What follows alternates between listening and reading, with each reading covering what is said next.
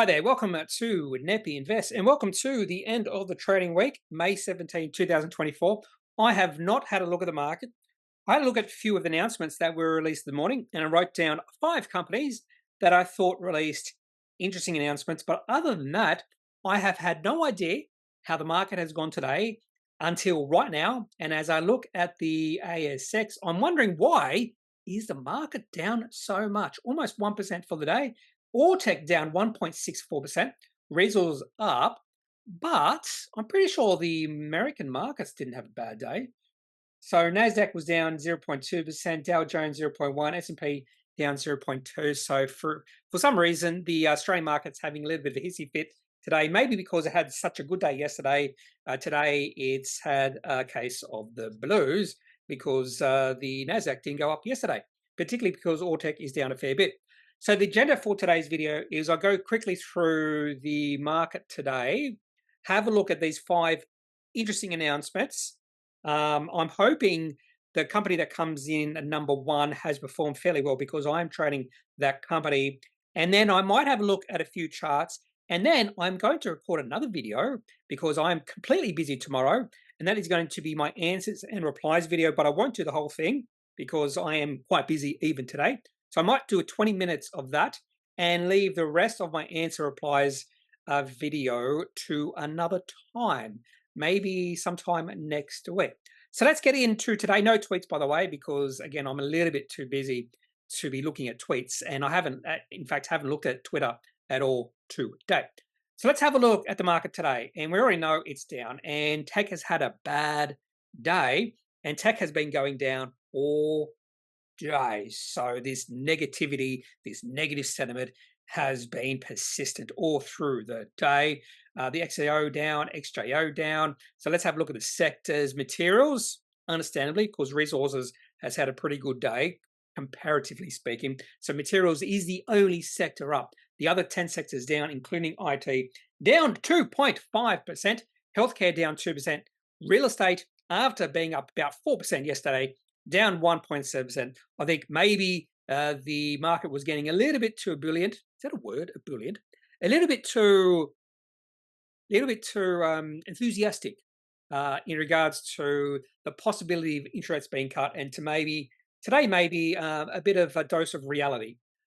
In terms of indices, do we have to go through the indices? They're all down except probably resources, that sort of thing.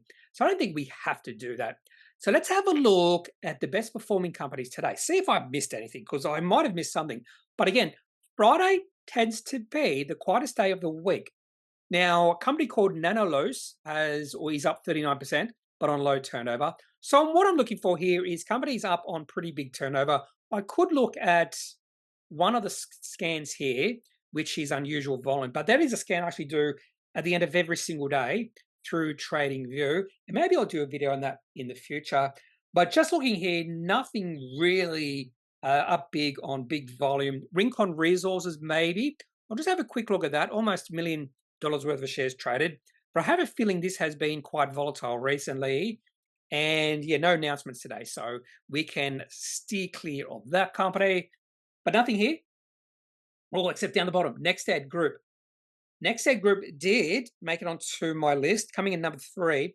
I have a feeling that company did release a trading update. So obviously that trading update is positive because the share price is up 16.3%. Fairly low volume, only $40,000 worth of shares traded, but still the share price is up. So let's have a look at by market cap. Bendigo Bank made onto my list too, number 4. Share price up 8.5%. That company also released a trading update, so obviously that was good. Vulcan Energy, that comes number 1 on my list. I am trading that up 12%. So thankfully, and you can look at the volume, look at the turnover, both Bendigo Bank and Vulcan, significantly higher than some of the other companies. Serco, only $10,000 worth of shares traded, up 6.7%. So Vulcan and Bendigo, 2 of the best performing companies on the ASX, made it into my list today at number 1 and number 4. The other 2 companies, I haven't seen those companies yet. Oh, there it is. AIC Mines. That has coming in number 2. Number 2, up 7.5%. And the other company that made it to my list has a code LLY, and I think it's something to do with lithium. Legal Lithium, Lion Lithium, something like that. They had an interesting announcement, Loyal Lithium. They had an interesting announcement. Let's see if the share price is up. Okay, it's down, which is interesting. And you'll see why I thought this announcement was interesting. And that company has coming at number 5. And let's have a look at the top losers for today. And I'm assuming there's going to be some bigger companies in this particular list. AVI Holdings down 25% on $503 traded. Other than that, nothing here. So a few companies that have been quite volatile, including Arawara Resources, Iceni Gold. And that's about it. By market cap, any big companies down: Iris, Satire, Weebit Nano, Dropsuite. I'm glad I took my profits with Dropsuite a few months ago. Other than that, I am trading Iris. Maybe I should get out of my position in that company. And that's about it. So other than some of these companies falling a fair bit on no news, so I'm pretty sure Iris, Satire, and Weebit Nano have released no news. Weebit Nano is definitely, the chart for that company is definitely looking really weak, and Satire down just on continued negative sentiment because of the short attack by the AFR. And I'm being a little bit tongue-in-cheek saying that, but it seems like, well, that's the sort of thing that shorters would do. They would attack a company with that sort of wouldn't say, because short attackers don't release news articles, but that's exactly what short attackers do, is they release news flows against a company saying they're going broke or something like that. Satire's not going broke, but AFR did release numerous articles against that company, and the share price has suffered. So it would must be surprising if the AFR journalists are all have shorts against Satire. Just saying. Anyway, so let's have a look at the top 5 announcements of the day, starting with Loyal Lithium. Why did I find this particular announcement interesting? Loyal Lithium. I've never heard of this company before, but obviously they're recently listed, or they changed their name to put lithium in it because, in fact, let's have a look. How long has this company been on the ASX, and were they under a different name, and did they change it? They changed it. There you go. Loyal Lithium, formerly Monga Gold, prospective gold, nickel, and base metal projects. Obviously, they haven't changed that. Eastern Goldfields of Western Australia. So this is obviously a company who were trying to mine for gold, weren't successful, and they just pivoted to lithium because that was the in thing. Now you can go through all the announcements. Do you want to see when they pivoted?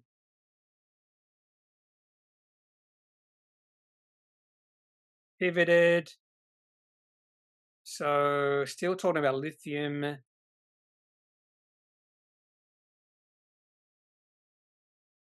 Here he is, Monga to acquire US lithium project.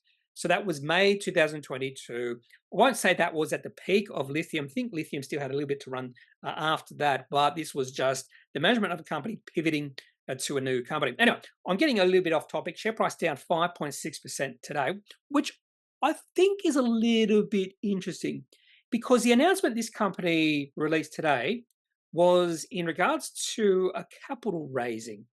Loyal Lithium raises 3.3 million at 73% premium to market. That is what drew me in. Not because it was a capital raising. Capital raisings I don't care about, but it was at 73% premium. Now I thought if a company is raising at 73% premium, then more than likely the share price would respond. Now, the highlight section, you go through all what they're talking about here, and a lot of this went straight over my head. For instance, Loyal Lithium has raised 3.3 million at a 73% premium to the 15-day VWAP. That's understandable. By utilizing the flow-through shares provisions under Canadian tax law. I don't know anything about Canadian tax law. I don't know anything about these flow-through shares. Flow-through shares to be placed at 45 cents per share with immediate on sale via a block trade agreement to predominantly existing major shareholders in Australia and Canada. I have no idea what's going on here. And to be honest with you, if you're buying shares in this company at 45 cents and the share price right now is 25.5 cents, I don't think you're going to be a happy camper. On the flip side, if you're selling shares in this, whatever that's happening here at 45 cents, because that's what it seems like is happening. Talking about on sale via block trade agree, I have no idea. This just went right over my head. But the main thing here is apparently this is a capital raising at a premium to the current share price, which absolutely blows my mind. And the other thing that absolutely blows my mind is the share price, the market just doesn't care. So maybe it doesn't really matter that it's a 73% premium. Maybe it just doesn't matter. Let's have a look at the chart for Loyal Lithium. And this is the first time I've ever had a look at this company, even when they were called Monga Gold. Didn't even know that company existed. And if you look at this particular chart, nothing to be excited about, although there seems to be a little bit of a nice little support level at about 20 cents. The reason that's a support level is quite obvious. If we go all the way back to 2022, look at that. Share price has remained above 22 or 20 cents for the last 2 years. It's hit it a few times and it's bounced straight off it. Share price has been as high as almost $1 back in the middle of 2023, now at 26 cents. Okay, that's all I'm going to talk about in regards to Loyal Lithium. I hope they succeed, but in saying that, I hope every single company in the world succeeds, because why would I want pain on any company that is trying to succeed? Why would I want that at all? Unless I have a vendetta against a person within the company, but that's a completely different story. And to be honest with you, there is no company with someone on it that I want ill towards. I'm a pretty nice person. I like everyone, mostly. Even Trump. I like Trump, mostly. Okay, I'm going on a bit of a tangent here. So where's my piece of paper with the name of the companies on it? So coming in at number 4, we have Bendigo Bank. And we've already seen that Bendigo Bank has had a pretty good day, up 9.22%. They did release a trading update. I had a very quick look at this trading update because I didn't have much time. So quickly going through some of the announcements that I thought looked good. And this actually did look okay. So they mentioned on audited cash earnings actually down 2.3%, but net interest margin 2.3%. And they mentioned here April 2024 exit net interest margin was higher than the year-to-date average. That is, or sounds quite good. And credit expenses remain at low levels across all portfolios. So on the surface, this update from Bendigo Bank actually looks pretty good. And I think there is possible value with these regional banks. So let's have a look at the chart for Bendigo Bank. Is this a potential breakout? Just like we had with Incitec Pivot. In fact, I should show you the updated chart for Incitec Pivot. If the share price is flat after yesterday and after what we have seen in the market today, maybe the start of the next week could be a good time to take a trading position in that company. And this does look really good for Bendigo Bank. This is a breakout. So I'm calling it Bendigo Bank is a breakout after today's movement. What's the PE ratio? If it's 11.75, it's getting towards a point where I don't think there's probably as much value. I probably would prefer PE ratio to be below 10, but the chart does look pretty good. This is a really good chart. The last time the share price was this high was back in the middle of 2022. So there is a bit of a resistance zone in this area, and I'll just show you why. Not with a line, but I can show you this with just this rectangle. So there was a bit of buying in this area a few years ago, and the share price is now right in that area. So I wouldn't be surprised. Why did you do that? I might have to double click. There we go. So there is a bit of resistance in that zone between about $10.40 and $10.80 because of 2 years ago, and the share price of this company is right in that zone at this moment. If it gets above 10.80, that means the share price is at a long-term high. Anyway, so good day for Bendigo Bank and its shareholders, up 9.2% when the overall market is down. Wonder what the other banks are doing. CBA is now at a PE ratio of, was it 22? Which is ridiculous for this type of company. Anyway, but it's down. I thought maybe some of the banks were up, but no. Okay, why I keep going to that one? Okay, so coming in at number 4, we have Bendigo Bank. Number 3, we have another company that released a trading update, and that was Next Ed. I wonder if this company had another name. I have a feeling this company changed its name recently from something maybe iCollege. Was it iCollege? I'm pretty sure iCollege changed the name to something. Maybe it wasn't this, because usually they say if they've changed the name in Market Index, it'll say. So maybe this company wasn't that company that I'm thinking about. Just go back in through time. No, it did. It did. Okay. And we know this because here we go. In their announcements, they have iCollege here. There we go. So this was iCollege. Now it's NextEd. And the company did release a trading update today. And obviously, share price is up 10.2%. So we know that the market liked this trading update. I did not have a look at this trading update, but I did put it onto my list because I thought maybe the share price would be up or down a fair bit. And it is. I thought maybe it'd be the other way, though. So obviously there's something good in this. So let's have a look at international student enrollment. Up.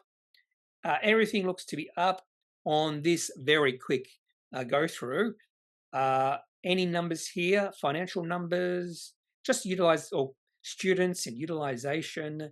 Here we go. Cash flows for the first 4 months or for the 4 months ended 30th of April. Operating cash flow flat. Investing cash flows negative 3 million. Financing cash flows negative 4 million.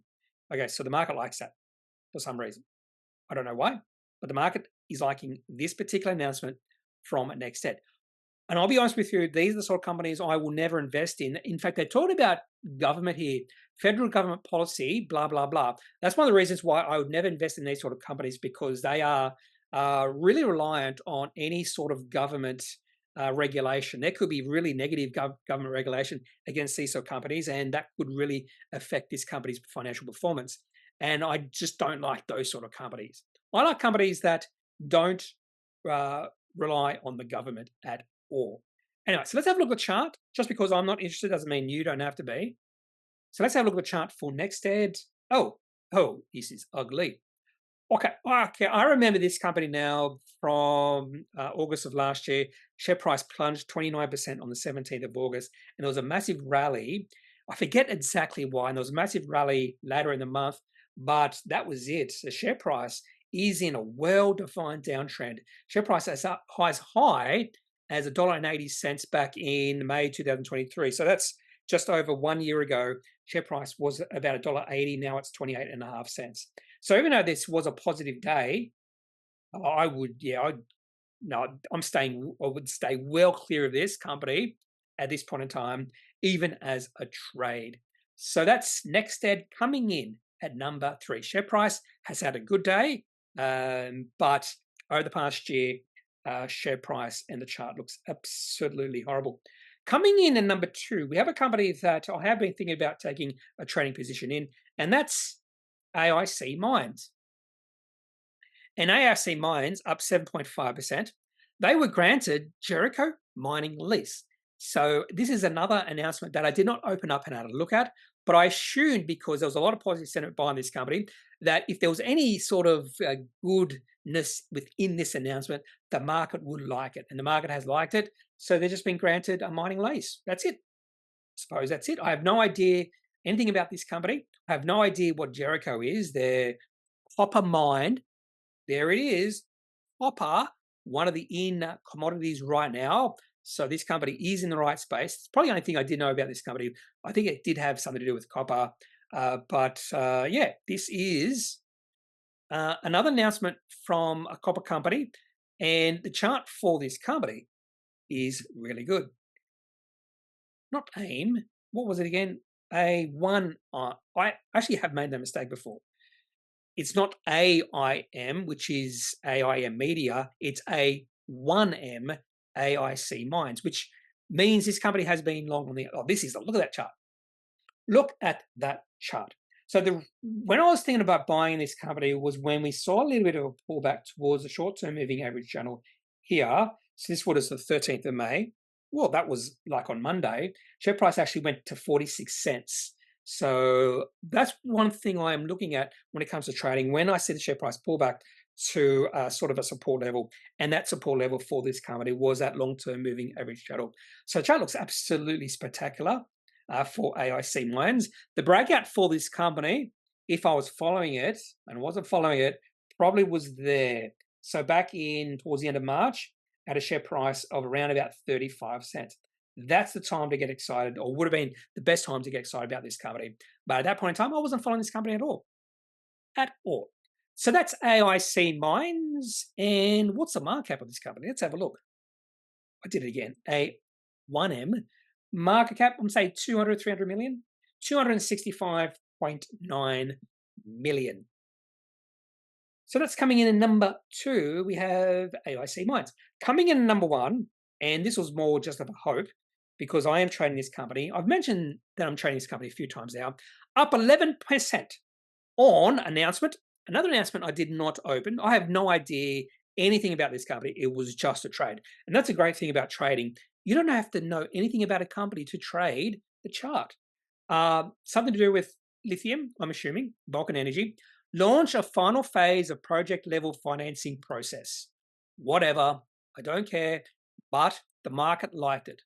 Looks like it's traded on another exchange, FEC. What's FEC?